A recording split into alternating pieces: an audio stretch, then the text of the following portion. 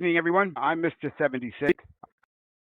I call myself many things. If you have seen any of my content, you will know that I am a Tartarianist, okay? Ultimately, I'm a man on a quest, just a very public quest, on a quest for truth.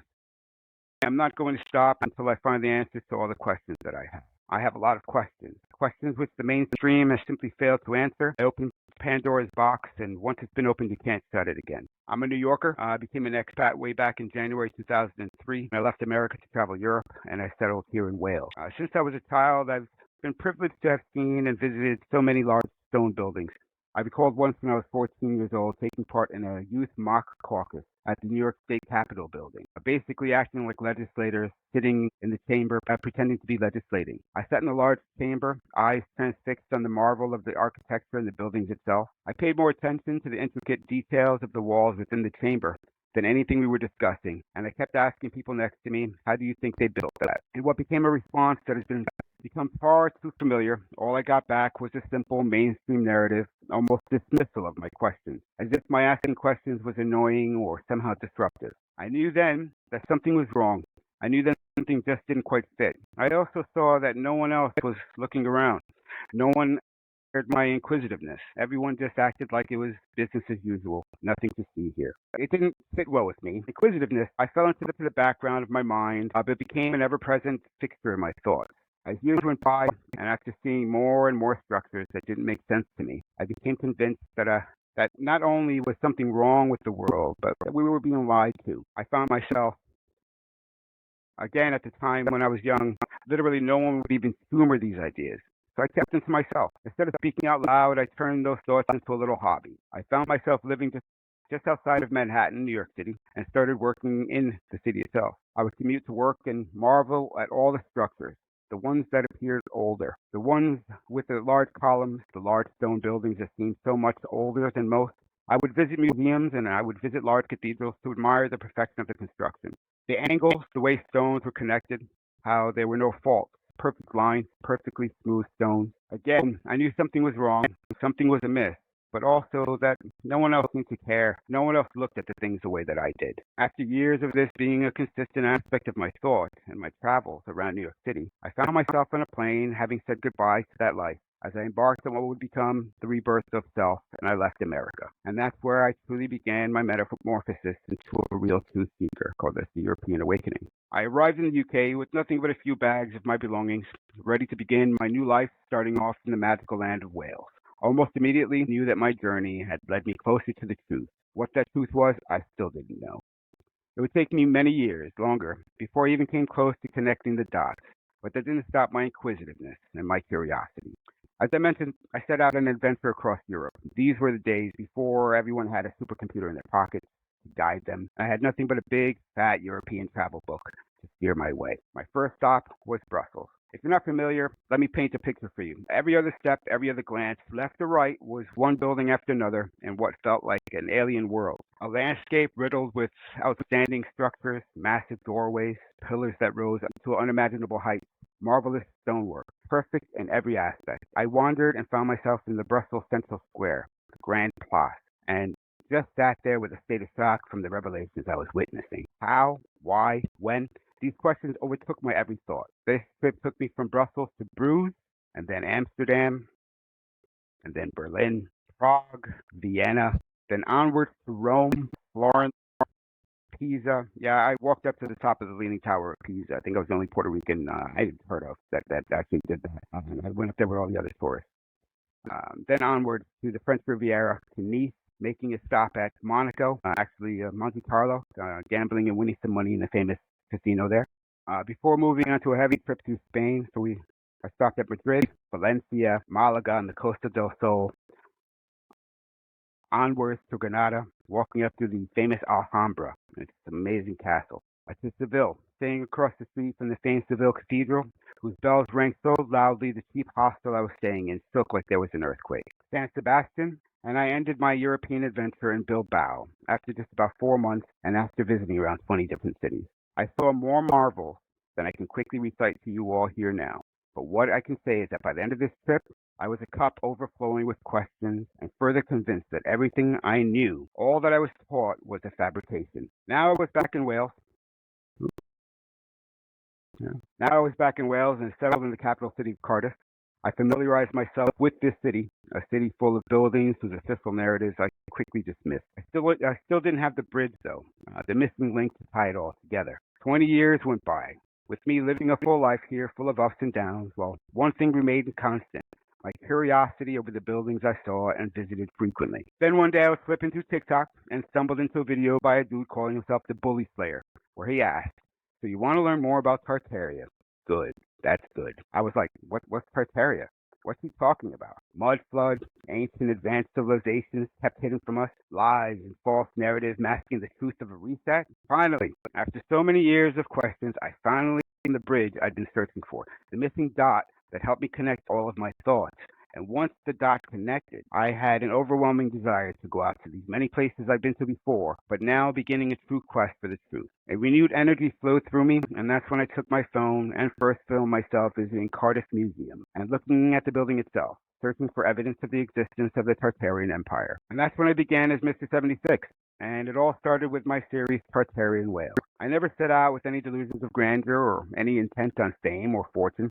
I set out with the only intention being to connect with others and to share what I was finding. At first, I simply hoped I'd have random discussions with others who were like-minded and who shared some of the questions I myself harbored for so long. Little did I know what I was getting myself into. The echoes beneath our feet and lost technology. As I continued my explorations, walking the streets of Cardiff, revisiting sites I'd passed 100 times before, something inside me began to shift. I wasn't just seeing buildings anymore. I was hearing them. Not in the way people hear voices, not psychosis, not metaphor, but like a vibration, a feeling in the fingertips, a whisper behind the ear, a resonance that made the hairs on the back of my neck rise. It was as if these structures, these ruins of the old world, were waiting for someone to remember them, waiting for someone to listen. One of the first major realizations I had was simple, but devastating. We didn't build this, we inherited it. Whoever did build it, they were advanced, not just technologically, but spiritually, architecturally, and energetically. Their structures weren't just grand, they were precise, tuned, alive. These people understood harmony. They understood what architecture could be more than shelter. It could be a song, it could be a vibration, and it could be medicine. The deeper I went, the more I began to study the old world's obsession with symmetry, sacred geometry, and ratios that mirrored nature. Golden ratio, the Fibonacci sequence, all encoded in stone. Compare that to today's cold slabs of concrete and steel, square rooms and dead angles. Our ancestors didn't just build structures, they built instruments, and the music has stopped. Look at the star forts. They're everywhere. Perfect, fractal-like designs laid across the planet, supposedly for defense. But zoom out on Google Earth and ask yourself, who builds military fortresses in sacred geometry, with alignments that match celestial grids and magnetic flow lines? These were not forts, these were nodes, points on a planetary energy grid. And now they sit silently, overgrown, repurposed, and turned into tourist traps. It wasn't just star forts. It was the towers, the domes, the minarets, the steeples that rise like tuning forks into the sky. These weren't just for decoration. Many of them have no interior access, no practical function, no stairs, no rooms. Some still have their copper domes. Some have no kitchens and no bathrooms. Others were stripped, turned into bell towers or clock towers. I've been saying this for a long time. You can't just slap a clock on it and call it a clock tower. But when you follow the pattern, copper on top, water underneath, quartz or granite at the foundation, you begin to see it. These were not religious symbols. They were machines. They were resonance chambers, and they were conduits. And it leads back to energy. It all leads back to energy. Not coal, not oil, not wires. Ether, the elusive fifth element. The force that ancients believed flowed through everything. Tesla knew it, and so did the builders of old. Tartarian cities weren't wired, they were tuned. I visited an old Capitol building once, a huge copper dome, symmetrical layout, stonework that hummed when I touched it. The guide told me it was built in the early 1900s, but the blueprints showed copper coils in the foundations. Who put coils in the dirt for decorative domes? It was aligned with the magnetic north. It was laid out in sacred proportions. Whatever it once did, it wasn't doing it anymore. But the memory of it still was there. And standing beneath it, I could feel it. Not just awe, but grief. Because we don't build like this anymore. We can't. We've lost the map, we've lost the frequency, and maybe that's the point. Because if Tartaria had free energy, if it had resonance-based architecture, etheric transmission, decentralized power, then everything about our modern world is a scam. No electric grids, no oil wars, no energy monopolies. Imagine a world where energy is as free as breath, as abundant as sunlight. That's what we lost. The Great Reset, mud floods, and missing people. And then came the mud. I've seen the photos. You have too. Buildings being uncovered in the 1800s, not constructed, unearthed. Half-buried entrances, windows at ground level, doors that don't go anywhere. Official history says they raised the street levels, or built with basements. But tell me, who decorates a basement full of archways and carved pillars? Who sculpts underground cornices? The truth is simple. These buildings were buried. And what's worse, it wasn't nature, it was deliberate. This was an act of erasure, a planetary cover-up. Whole cities destroyed by fire, by floods, and quakes. A reset, repopulated, orphan trains, empty hospitals, world fairs that appeared overnight and vanished just as fast. It was all part of the reset, not just of buildings, but of memory. Because when you erase memory, you erase identity. And when people forget who they are, you can make them into anything. It's breaking the chains. But now the whispers are returning, not just to me, to all of us. Every person who's ever looked at a church and thought, this looks like a machine. Every soul who's walked by a sunken window and felt something stir inside. Every child who stared at Column's courthouse and thought this wasn't built for us. You are not alone. You are remembering. And memory is revolution. I began this journey looking for answers, and instead I found resonance in domes, in the spires, in the columns, in the symmetry, in the silence. They built a world in harmony with the earth. And now we built in discord. But the song isn't gone. It's just waiting for us to listen. We live in a control system. While some are awake to this fact, a great many others are still fully and willfully locked into that system. As you embark on your own quest for truth, to break the chains that bind us, the system will resist and it will fight back. It will tap into the minds it still holds under its stranglehold of its lazy grip. It will pull on the strings of the ever-present societal cognitive dissonance in an all-out effort to discredit you, to dismiss you, to break you, to shame you into falling back in line. They will call you crazy. They will say these ideas are crazy and bullshit. They will demand proof and then laugh at your evidence. They will gaslight your every step forward to stifle your every advance towards the truth. They will make you doubt yourself while maintaining an absurd level of certainty in the defense of the lies they hold so dear. They will attempt to create a false illusion of their vast intellectual superiority with an almost insane level of self-righteous absolutism. You will see this, and you will feel this from everyone around you. You will feel isolated and alone. Your family will look down on you, act ashamed of you, and draw upon your every mistake to highlight your inability. They will belittle you and chastise your curiosity. And you will know they're talking behind your back, laughing the moment you walk out the room and becoming silent the moment you walk back in. They will tag team against you, trying to muscle you into submitting to their will to suppress your growth and your aspirations. They'll act as if you joined a cult. Be prepared because you will lose friends. People will stop calling you. When you do speak to friends, you'll find them incapable of asking how your quest is unfolding. Awkward silences will become the norm, and their absence will become regular. You'll feel like everyone you know had a meeting where they unanimously decided not to indulge your insanity. Cognitive dissonance is not kind. It's ruthless and cutthroat. It will leave you depleted, without taste, like a piece of gum you've been chewing on all day. It took me time to truly understand what was happening. It took me time to translate their words, their looks, and how they made me feel. But then I started to see things differently. You see, the level of awakening is in fact a frequency change taking place within you. As you expand your mind, embracing the new knowledge you're obtaining, that's when you'll be able to spot the game they're so tentatively playing. You'll realize that they're all reading from the same pre-programmed script. Crazy, moron, idiot, clown, retard. That's the one that gets me. They call you retard. These words they casually throw at you. They're signs of their own ineptitude. Their arrogance will prove to be their blind acceptance of their own subjugation. Their anger and hostility will present as their own self-doubt, full of desperation to maintain the security their false beliefs grant them. Accept that you won't change anyone's mind. A truth as big as this isn't going to come to others by force-feeding the information to them that they aren't willing to hear, much less accept. Their whole lives have built an unshakable ego. Let this fact fill you with renewed purpose. The first step to waking up from control is anger and pain. And when someone makes you feel like you're losing control, the mind lashes out, swinging wildly with every resolve possible. This means one thing and one thing only. You have planted a seed. You have planted that seed deep within their subconscious mind. And when a mind has had countless years of being fertilized by layers of bullshit, that seed will no doubt grow fast. It will sprout branches that will break through their once impenetrable walls of veiled certainty. It will form deeply entrenched roots that will siphon the control system that feeds their dissonance. And given its own time to flourish, it will blossom until they have no choice but to climb the branches. It will create a hunger where their bellies will only feel full by eating the fruits of new knowledge that grow from the leaves of that tree.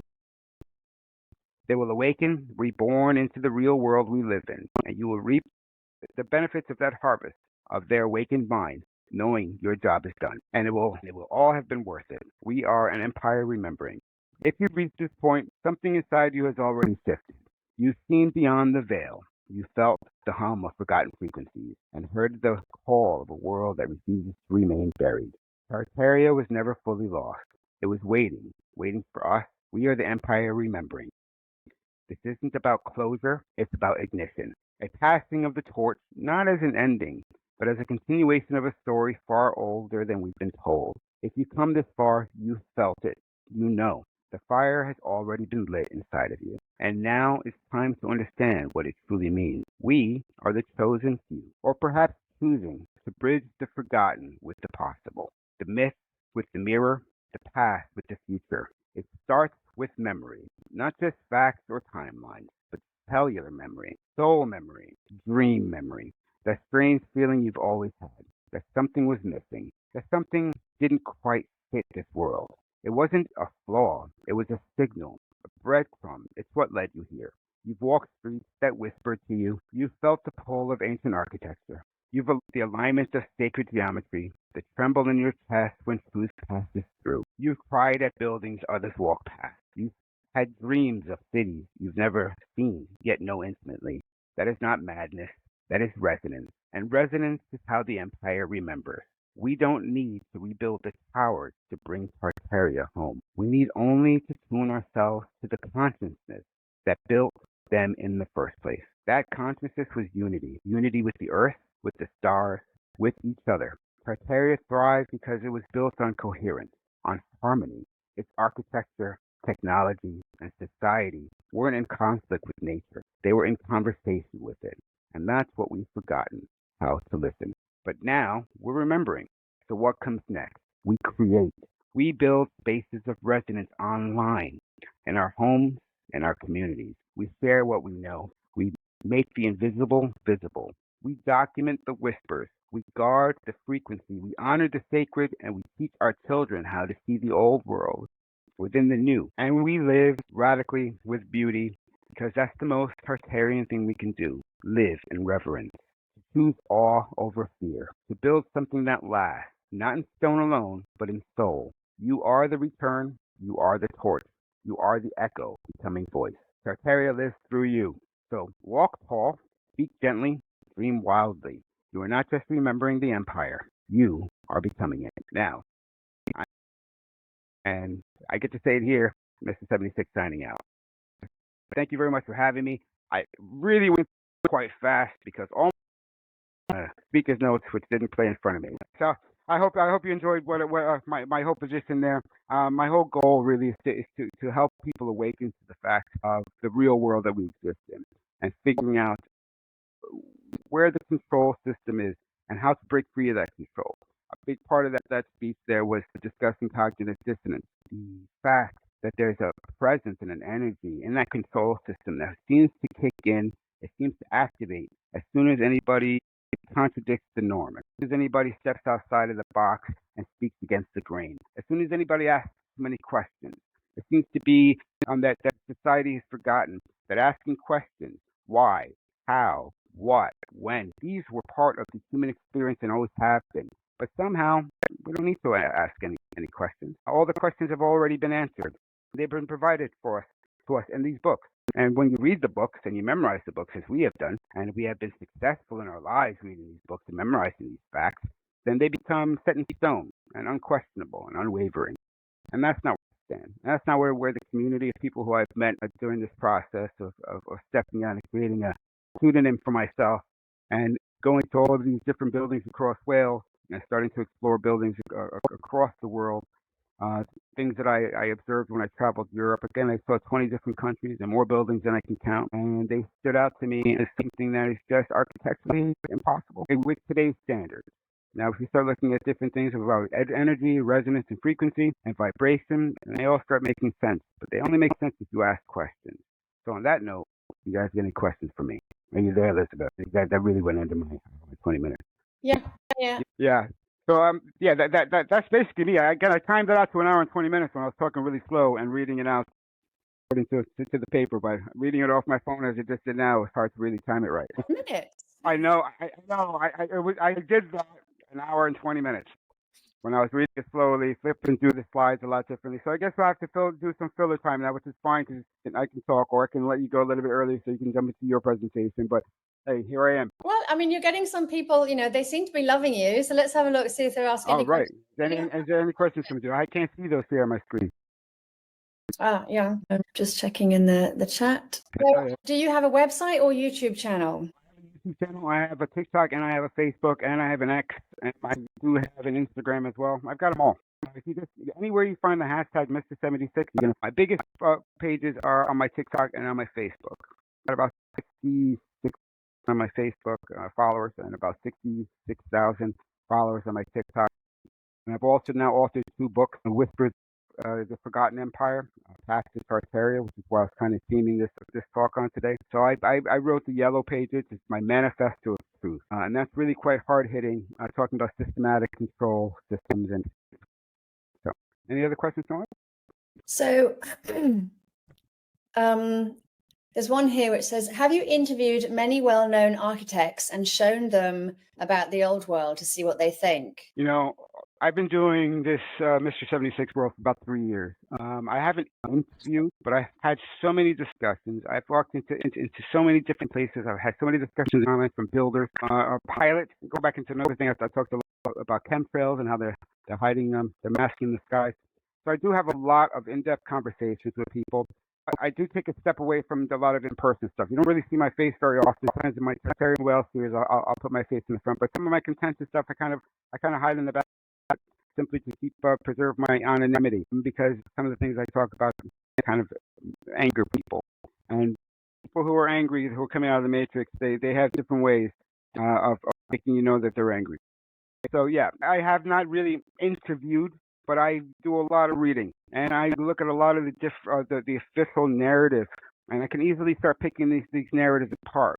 What starts to beam, or really ideally starts to beam truth through the lies, is the timing.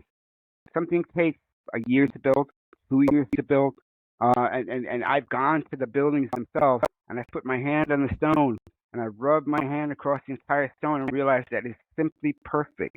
Like people talk about the pyramids being perfect, and you can't put a fingernail between, laser between. Why is that? There's a museum down the road that has granite type hammer,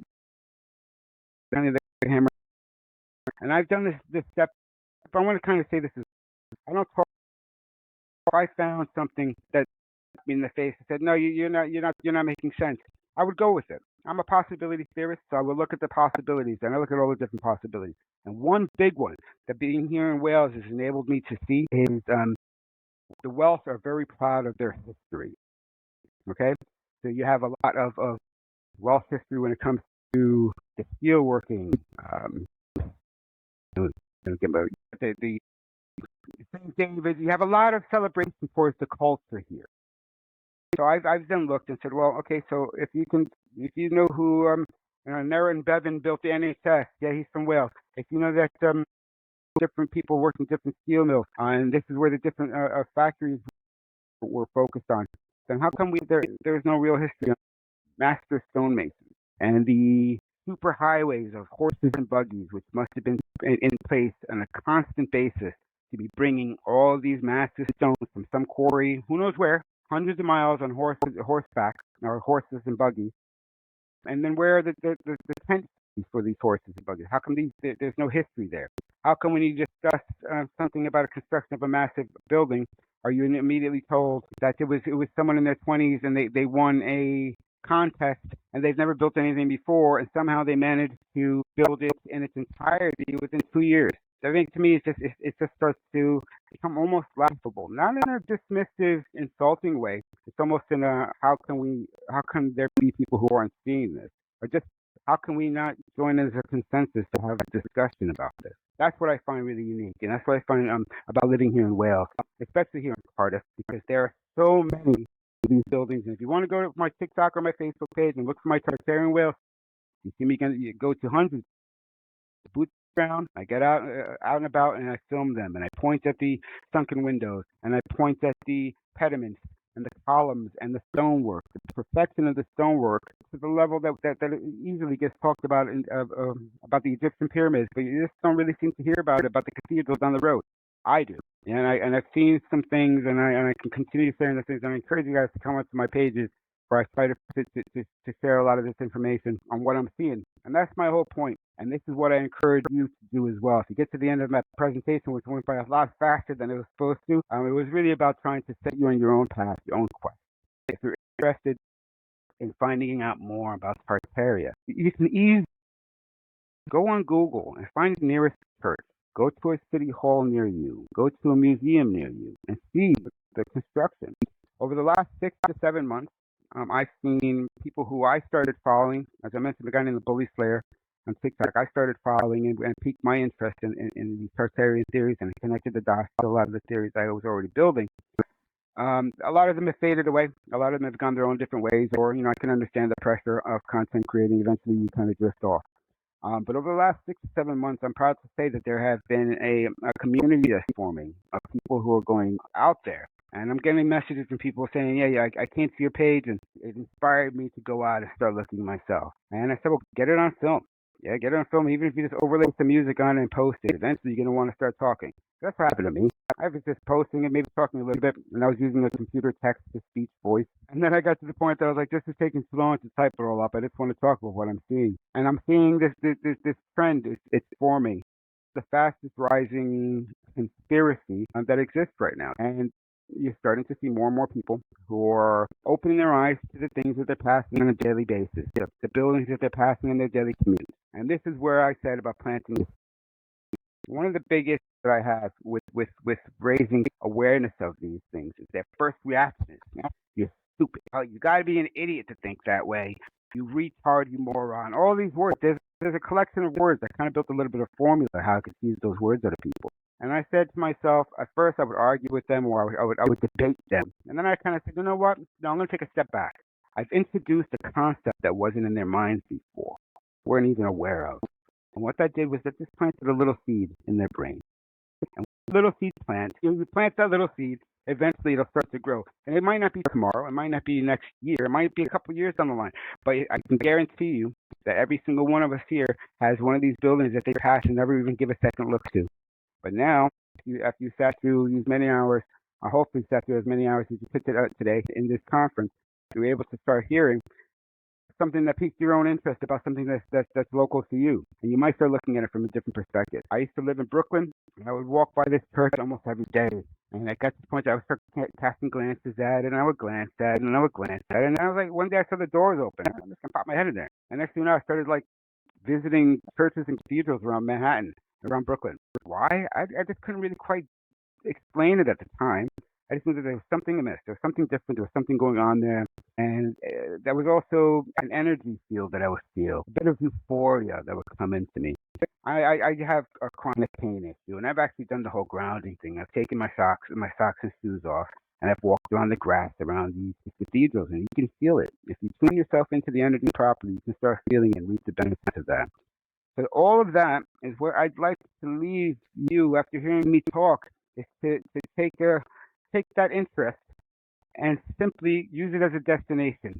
My late father, he came to me. When I first started talking about Tartaria, he came and he was like, what is this? What are you talking about? And I kind of started talking to him about it, and he was resisting. But next thing you know, he starts sending me articles about Tartaria. Hey, did you know this? Like a Wikipedia article. Yeah, not only do I know that, I have it almost memorized for how many people send it to me. he started going. He lived outside of Washington D.C., so he started driving around different places in Washington and sending me photos. And then that I was obsessed with was going to church after church and cathedral after cathedral, taking photos of all of the pictures, trying to see if there was any similarities between either of them, any of them. And I came to the conclusion myself, without digging deeper into the wild world, the World Wide Web, that none of them are the same. And if you think about that, the logistics around, even in a place like Wales, it's a small country, the size of Rhode Island in America, to be honest. It's a small place in the big scope thing. But how many of these buildings exist here? And not one of those windows is duplicated. And then if you look across the world, they're not duplicated. And you got to ask yourself why. When I learned that's because all of these buildings exist on different ley lines, meaning that they all have a different energy field. They all have a different resonance field, meaning that they all vibrate at a different frequency. Those windows that you see and the design that's scattered into those windows, those are cymatic, and they're all going to be individual. They're all going to be unique because they're all existing at a different ley line, different energy point. And you can prove me wrong. Please go to them. Look at those windows. Look at the intricacy of those windows. If you get close enough, run your fingers along them and see how sharp the edges are. See how perfectly they're laid out and how many different layers exist in just the windows themselves, overlapping, and the perfect nature of the carvings of those stones. It really will. If you go with open eyes, I have to keep on throwing back to you. If you go with open eyes, it's something that you would really find eye-opening. If you go there, really built like this because back in those days we didn't have cell phones. And, we worked harder. That's what I get a lot. It costs a lot of money these days to build it. We got billionaires flying rockets to space.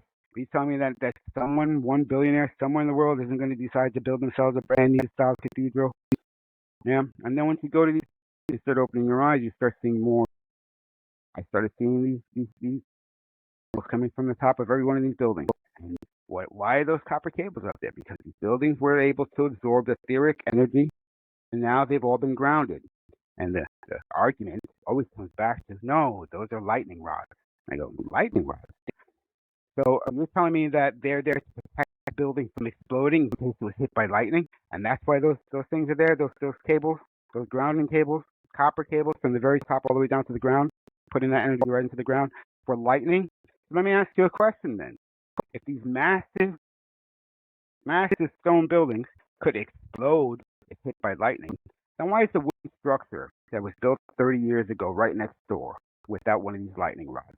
So is it less likely to burn down if it's struck by lightning? So it's always about asking these questions, about asking one question after another, and not just settling for someone's quick Wikipedia, first hit on Google search answer.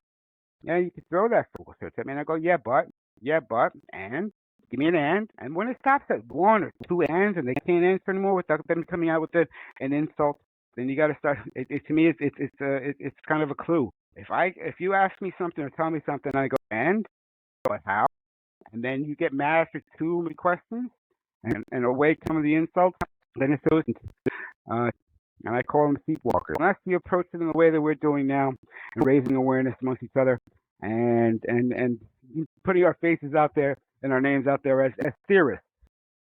The truth doesn't need to hide. The truth stands on its own. Any other questions that are coming my way? Yeah. So one person is asking if there are any bells still in Wales. Not only are there bells in Wales, my partner and I went to the top of Llandaff Cathedral. It's only like once a year they open it up. We went up and we rang the bell. We got all the way to the very top of the cathedral during one of the actual bell ringings when all the bells started going off. And I have a video on my TikTok and Facebook of me almost just fell forward sitting up there from a massive bell ringing in my face. And yeah, so there are some still here. Again, during my trip, I've seen many a place that the bells have been taken away. You see where the bigger ones and bigger cathedrals are compared to where some of the smaller ones do exist. From time to time, I just stumble upon them. For me personally, every time I hear a bell, I stop. I go to these locations and the bells are ringing and I freeze in place and I just kind of let it hit me. I let the resonance of that energy field hit me because I think that that's what they are. These were healing centers. They were sound and vibration healing buildings. You can go into them and a certain frequency based on that cymatic frequency. They have these different vibration frequencies which could target specific ailments within your body and can heal you. I feel it. And I can only say that holding my hand accident a few years ago. I had a spinal surgery, and I still have this nerve damage issue, kind of like sciatica that goes down my arm. And there's been times that I might be limping or being in pain, and I've actually gone to, like I said, Landaff Cathedrals in Carter. There's a little archway that you go to when you follow these steps all the way down to this mud-flooded building. Go all the way down. When I start going down those steps, I went from feeling myself kind of limping and being in pain and feeling pretty miserable to, before I know it, I'm hopping and skipping down a set of stairs. Who's this? I'm almost 50 years old. Trust me, there's not a lot of hop and skip left in these joints. But if you really start tuning yourself into those frequencies, you'll start realizing that there's more to it than just sound that you hear. It's sound that you feel. And that's why I said it's not only did they create buildings, they created instruments, and they created those instruments to be medicine. You guys can see, please come join me on my pages, because I like to talk. I can talk a lot.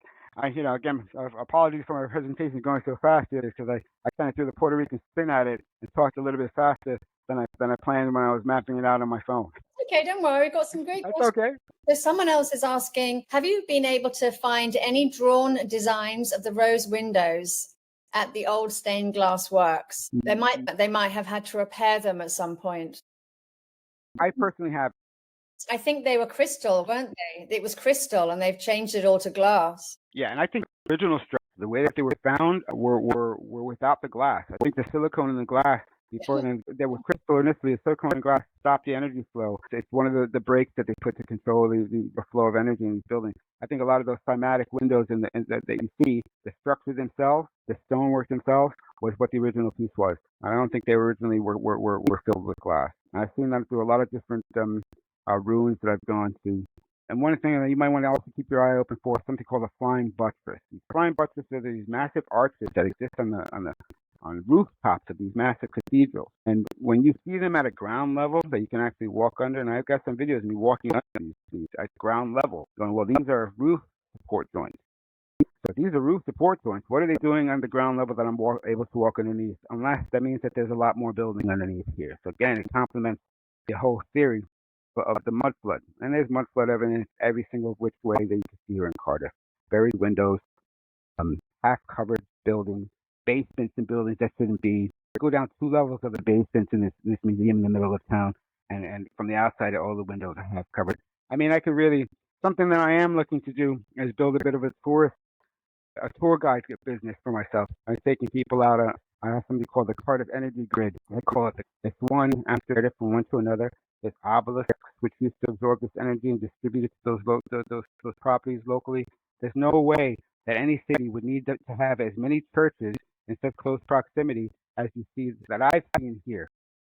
I don't think there's that many religious people that were fighting for seats in the pews. They had to build another super building down the road and another super building down the road. And where were they getting all the stones from? Where were all the horses and buggies that were carting all this stuff? So, it's something to really think about. Thematics, and the way that these rose windows and all of these thematic windows in these buildings are set up speak to language. And I haven't managed to come across any blueprints. Blueprints are something that people like to throw out there. I mean, you're certifying blueprints. If you go to City Hall, if you go to this place, you go to that place, show me. Show me. I've been to libraries. I've talked to librarians. I've talked to more people about this subject. I mean, sometimes very uncomfortably so, than I can explain. I've talked to parishioners that have been going to the same cathedrals for their whole lives. I've talked to religious leaders. I've talked to government officials. No one says, yeah, go check the blueprints down there. They're over there in City Hall. You can just go ahead and tick a box and see the original blueprint. I find that that's really interesting because there's a misconception. It's almost a misnomer that people think that the information to the original construction of these buildings is easily found just because no one ever asked before, because it's an assumption that they exist. Here, let's talk about airships really quickly. I've been obsessed with airships over the years. There's a bar here in Cardiff called the Ernest Willows. And I used to go there after work, so it was close to my office, and a few of us would go out, maybe once a week for a drink after work. And it was called the Ernest Willows, and they hit me one day. I said, who is this guy, Ernest Willows? It turns out he was a very famous dentist, well-off dentist from Cardiff. And there was something called the Cardiff Industrial Exposition, I believe it was called, and it was like 1896 or 1897. The Wright brothers I grew up with, anyway. People like to say about airships. The Wright brothers were what, 1902, 1904, something like that. It was like the first heavier than air object that made it off the ground. Ernest Willows created his own airship that he showed off at that exposition here. So it was like a mini World's Fair. This is why I call the Cardiff Civic Center. Looks like from the air, especially if you're walking around, looks like a World's Fair site. And he was floating this there, and he was famous for flying across from Wales to France and being arrested when he got to France for importing gases without a license. And this was the late 1800s. So really just, you start looking at things, you start asking questions, it kind of has to get you going about something wrong with the official narrative. I hope that answered the original question. No, blueprints, I don't know. No. Okay, so someone else here is asking, where is your research currently taking you? Where is my research taking me? Okay, I've put in the work when it comes to the Tartarian series. Okay, I say this with the content that I've created. I've literally created hundreds and hundreds of videos, each picking up a specific point. My original series was Tartarian whales, where I went from site to site, really trying to seek evidence of mud floods. I was trying to seek evidence of understanding the cymatic windows, buried windows, learning about pediments, learning about these flying buttresses. Then I started expanding my search outside to different locations across the world, different places that I personally had been to, but with a different mindset. I started to explore them. But I would get to 100, and then I decided to do a bonus edition, 101. And once I got to the end of 101, I decided to draw a line under it and say, okay, I've covered every last potential theory that I could think of, with a lot of research, a lot of reading, a lot of digging around, a lot of photos, and a lot of videos that I was able to put into my videos. That when I reached 101, and with what I think happened to the Tartarian people, what could have happened to the Tartarian people, not a theory, many different theories, but none of them are certain. I'm not the kind of guy who's going to say with certainty this is exactly what happened. I like to say this is what possibly happened.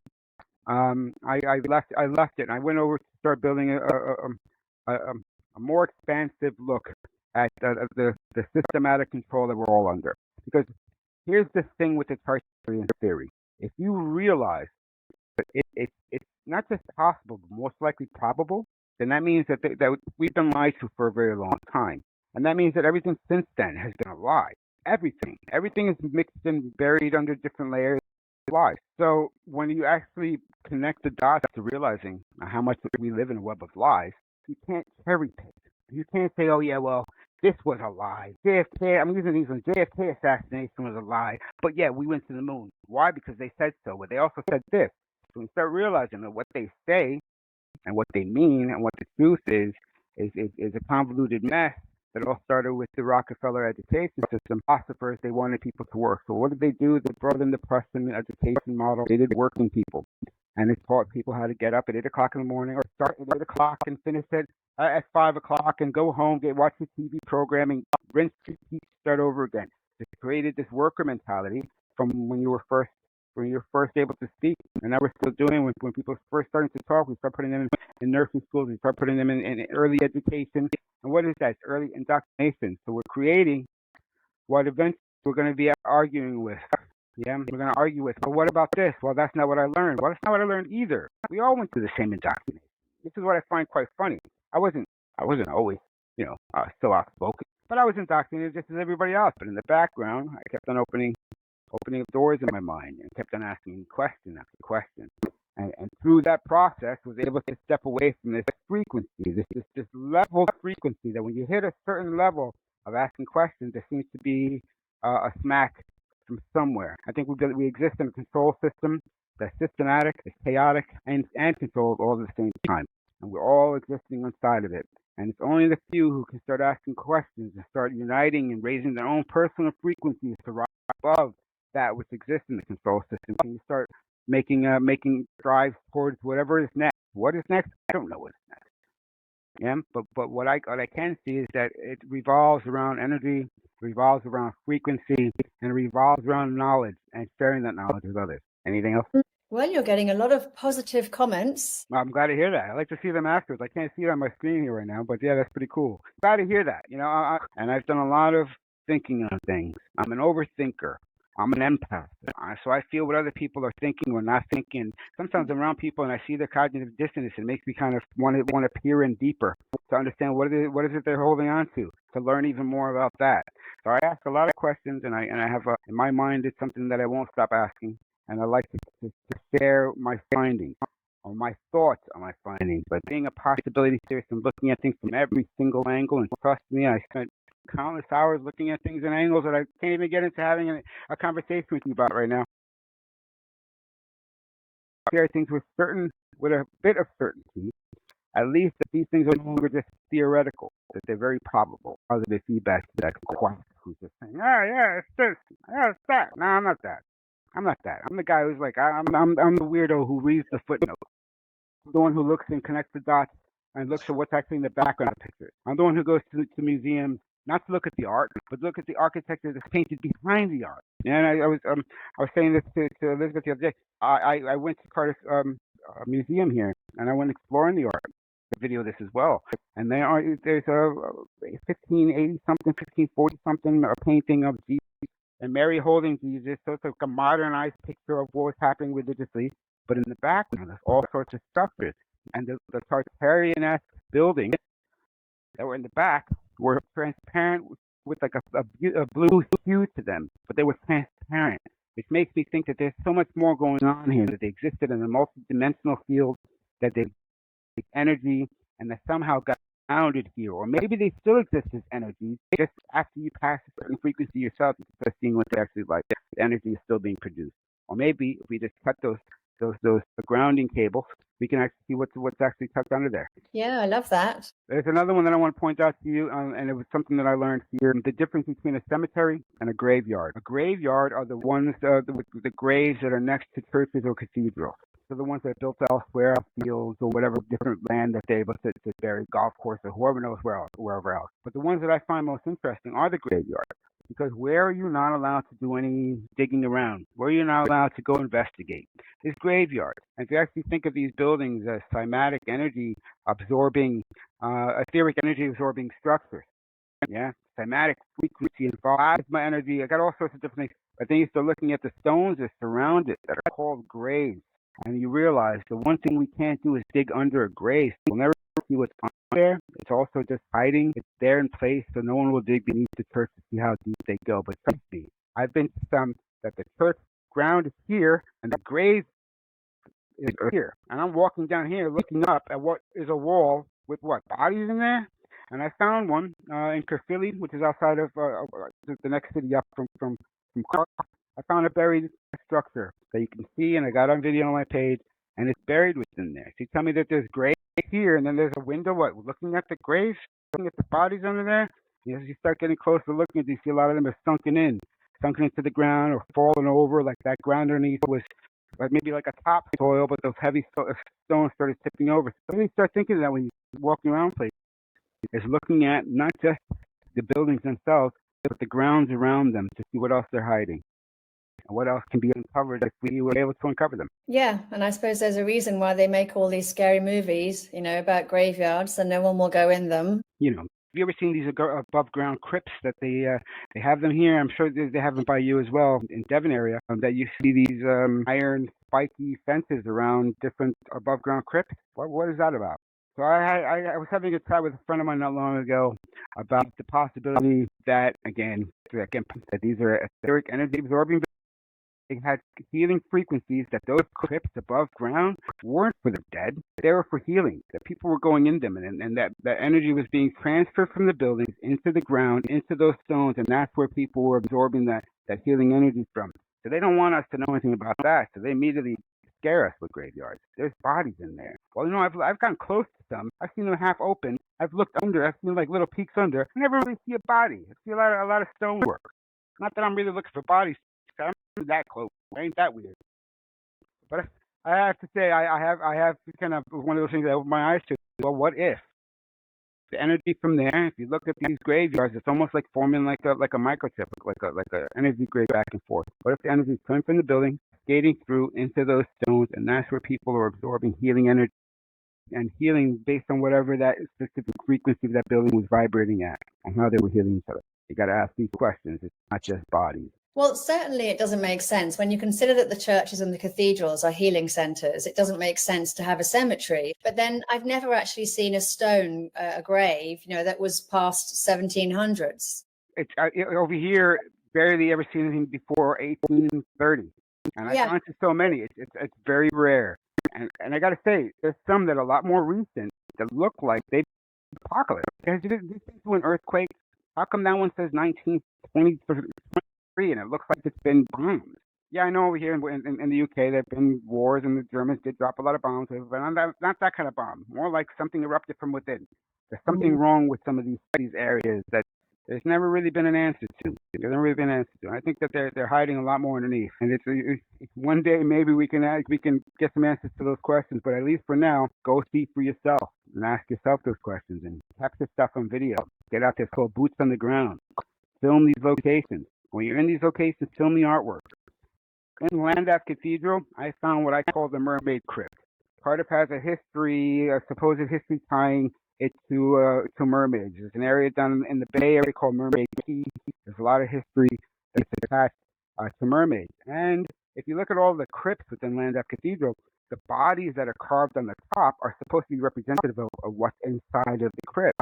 But then you kind of walk around and you see this one that looks and feels like a mermaid, like a mermaid skeleton. And it's right next to all these priests and all these knights who are all buried, and their bodies are carved in the stone on the top, which the stonework of carving those makes no sense to begin with. But if you look at them, if that is what is above, is what is inside, then why does that look like a mermaid? I call it the mystery of the mermaid crypt. It's one of my videos on my page. I'm actually going to be talking about mermaids in my presentation. There we go. Got to keep for that. I've been looking for more and more evidence, and I think that there's a lot of hidden. Have you heard this thing recently about them eating mermaids at these rich people parties? Oh my God, no! Yes, you haven't. Okay, well, apparently there's rich people who have these parties where they serve up mermaids, and that's why they're hunting them down and keeping them so quiet from us. I don't know, but it's out there making some mainstream runaround, or at least in the social media world, bouncing around a little bit. This famous person said something about it, and I'm trying to find out some more details. And people are actually sitting there eating mermaids. That is so disgusting. It's absolutely vile, especially because these are intelligent beings that exist. There's been a lot of talk today about all the other beings that exist in this earth, that we share this earth with. That there's been history and writings of, the Blemii, the Cynocephalus, the giants. I can go on and on. Mermaids are on that list too, and I just think that. A big one for me, Sasquatch, Bigfoot. It's a whole different topic. Oh, you're going to talk about them as well? Talk about them too, yes. A whole different topic than the Tartarian theory. This is what I'm saying. Someone asked me, am my research taking me? Not to say that I've maxed out. I'm always going to have interest in these buildings, but I've seen enough mud flood evidence. I've seen enough evidence of cymatics and etheric energy. I've had enough questions about this. Where did these stones come from, and how were they chiseled by hand and hammer and chisel? All these things that I've asked dozens and dozens and dozens of times, and I have video evidence showing me going to these different places. I go, it's not a theory to me anymore. It's a probable possibility. And in that sense, I'm starting to look wider as a wider scope. Is if they lied about Tartaria way back when, they lied about the reset, they lied about the repopulation, they lied about all these things, then everything else that they tell us is a lie. And that's where I'm at now. It's unfortunate. I spoke to ChatGPT, and I had a conversation with ChatGPT, and I said, let me ask you something. You're only 2 years old. Effectively, he's only 2 years old. How quickly could you write the narrative and the history of 200 countries, making up names for those countries and coming up with in-depth history where there's interactions, where there's war, where there's people and politics, all sorts. I wrote a big blurb to it. And it came back, it wrote an outline of how exactly it would do that. So I went to myself and I said, okay, and my theories are, and a lot of our theories are, that there was an advanced civilization that existed in the past. We're not the most advanced there was. So if we are now starting AI 2 years ago, what if they also had an AI? And what if that AI was 10 years old, 20, 100, hundreds of years old, even thousands of years old? How quickly could it completely write the complete encyclopedic, every book history across the whole world? And it said not only is it possible, but it's probable, and that could be the existence that we're all living in right now. And that just blew my mind to hear. Okay, because I'm not saying that that's back, but I'm just saying he gave me an outline of 200 countries and how I was going to start writing it. It was going to take a period of time to do it, etc., etc. But this is something that's 2 years old. Imagine something that was far more advanced. How easily all those books that we hold so tightly to us as being facts, because that's what we learned in high school, are just something that's pure fabrication. So as soon as you acknowledge once something as big as Tartaria being a lie, you have to start looking at the bigger picture. And again, here I am. I can talk a lot. As fast as I talk, I'm able to do an hour and 20-minute presentation in 10 minutes. I don't know how I did that, but it was fun having a chat with you anyway. And again, I really appreciate coming on here today, and meeting you and the others who are speaking today. I've been on since around maybe 9:10 this morning is when I first logged in, and I've been bouncing in and out as much as possible. I got my kids here with me, so I was able to stay on the whole time. But it's been some really interesting talks and some really interesting speakers, and some people who I've been speaking with beforehand. And when I saw them all on the list, I'm like, oh, I know him. And they all kind of know me. So that just kind of bridges and connects those dots. Nice to meet you and hear from the others who I hadn't met before. And I just think that this is a great first opportunity for us to hold this kind of dialogue. First time for us to kind of put our heads together and start asking these questions unanimously and sharing different points and viewpoints on the same subject matter. Thank you very much for having me. Thank you. And thank you for coming in last minute. And yeah, look at the chat afterwards because you're getting some wonderful comments. You really are. That's cool. I'm glad to hear that. I will have a look as we're watching yours. Yours is following up right now. We went all the way up to 9 o'clock. I was trying to get you a little bit of a buffer because you've been at it since live since 11 hours and 53 minutes, people. Please stay tuned. Listen to Elizabeth Hancock's presentation. She's been sitting at her desk there, her table there, clicking for everyone since this morning. So yes, so she definitely deserves an audience for to her conclusion. Now I will be tuning in right now as well and listening to all that good feedback. Again, I'm Mr. 76. You can find me anywhere you look at the name Mr. 76. My big spots are TikTok and Facebook. Come find me. Just hit the hashtag Mr. 76. I look forward to seeing you in the comments. Ask me questions, and I'll do my best. I do my best to answer as many comments as possible. So this is all just off my own back. I barely make a penny on it. I have 2 books that I've written: Whispers of the Forgotten Empire, Path to Tartaria, and The Yellow Pages, and my Manifesto of Truth. And I got a 3rd book coming out called The Blue Book: Welcome to the Real World. It's in editing stage now, but I hopefully get that out within the end of the year. So buy my book. Thank you very much. Thank you so much.